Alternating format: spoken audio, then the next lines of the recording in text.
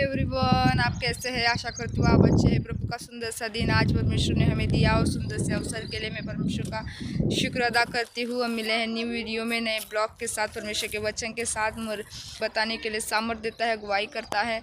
और मैं आशा करती हूँ कि आपको परमेश्वर के वचन से प्रेम है, परमेश्वर से प्रीति है और परमेश्वर के जीवित कलाम से आप प्यार करते हैं। बात देती हूँ आप लोगों को परमेश्वर बहुत आशीष दे, बरकत दे, ब्लेस करे। परमेश्वर के वचन में हमने पढ़ा रोमियो 6:11 में लिखा हुआ है कि अपने आप को पाप के लिए मरा परंतु परमेश्वर के लिए मसीह यीशु में जीवित समझो। आमीन।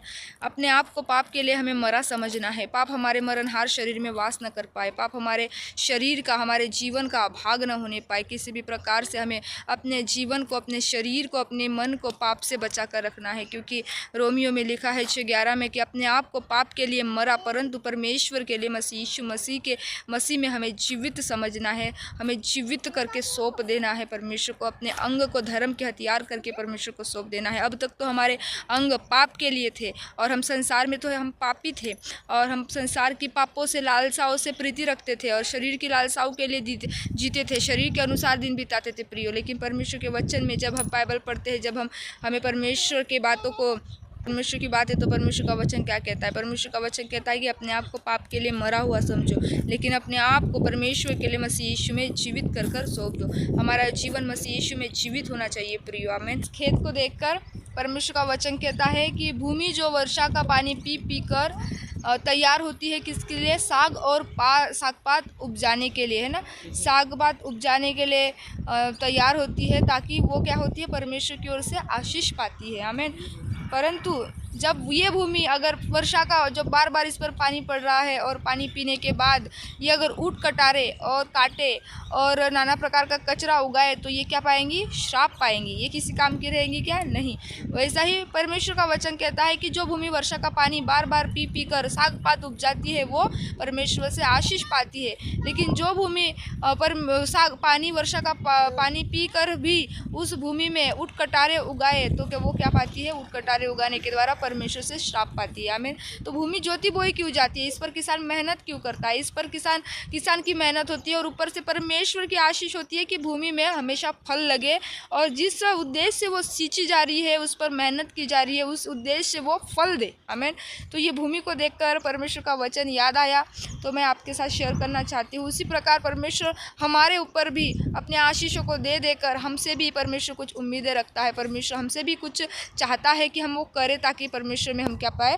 आशीष पाए। तो आप देख सकते हैं ये भूमि है और ये खेत है जो अभी शायद किसान ने इसको तैयार किया, इस पर मेहनत किया, इसके अंदर का कचरा निकाला, इसको अभी बीज बोने के लिए तैयार करके रखा है और अभी वो बीज बोएगा और वर्षा का पानी ये भूमि अभी पी रही है जैसे परमेश्वर के वचन में लिखा है। सो अगर ये ऊट कटारे उगाएगी तो ये इससे किसान भी क्या होगा? नाराज है। इसलिए यूहन्ना 15 में लिखा है कि परमेश्वर क्या है? किसान है। प्रभु यीशु मसीह हमको सिखाते हैं कि वो दाखलता है और हम क्या है? डालिए है। और यीशु मसीह कहते हैं कि मेरा पिता क्या है? किसान है। इसी प्रकार परमेश्वर हमें क्या करता है? एक आत्मिक रीति से हमें शब्द दिया जाता है कि भूमि, और जो वचन लिखा है कि भूमि वर्षा का पानी पी कर साग पात उगाती, वो आशीष पाती है। तो ये भूमि कौन है? ये भूमि हम हैं। जो जैसे वचन में लिखा है कि कुछ बीज अच्छी भूमि पर पड़ते हैं, वो 100 गुना, 60 गुना, 30 गुना फलों को लेकर आते हैं। आमीन। तो ये भूमि कौन है? हम हैं। ये भूमि मनुष्य को कहा गया है, ये भूमि मनुष्य के हृदय को कहा गया है कि जो वचन इसमें पढ़ते हैं ये क्या करते हैं? फलों को लेकर आते हैं और ये परमेश्वर से आशीष पाते हैं। तो अगर ये भूमि जो मैं और आप है, अगर ये भूमि मैं और आप है, अगर ये साग पात न उगाकर और ऊट कटारे और झाड़े और झंझाड़ उगाए तो ये क्या पाएगी? परमेश्वर की ओर से श्राप। वचन में लिखा है श्राप पाएगी। लेकिन प्रियो, ये परमेश्वर का अनुग्रह है कि उसकी दया में हम जब रहते हैं, उसके अनुग्रह में हम जब रहते हैं तो परमेश्वर हमें आशीष देता है और हमसे वो उम्मीद रखता है कि हम हमेशा आशीष ही पाए। इसलिए अपने जीवनों से पाप को दूर रखिए, प्रभु के डर भय में चलते रहिए, प्रभु मसीह में बने रहिए और उसकी आज्ञाओं में बने रहिए। और ये आप भूमि का भी उपदेश देख सकते हैं, जैसे आप देख भी चुके होंगे और आप जानते भी होंगे। लेकिन कितना सुंदर नेचर है परमेश्वर ने बनाया है और उसके उदाहरण दे देकर बाइबल में वचन दिए गए हैं ताकि हम सीख सके और हमें सीखना बहुत आवश्यक है। सारे वचनों से परमेश्वर आपको आशीष दे, ब्लेस करे, अपने आप को बुराई से, पापों से, लालसाओं से, लोभ से, सारी प्रकार के शैतान की योजनाओं से, शैतान की युक्तियों से बचा कर रखे और प्रभु के कामों को बढ़ चढ़ कर करे, उसके प्रेम में बने रहे, उसकी दया में बने रहिए। आशा करती हूँ ये ब्लॉग आपको अच्छा लगा, वचनों से परमेश्वर ने आपसे बातें किया।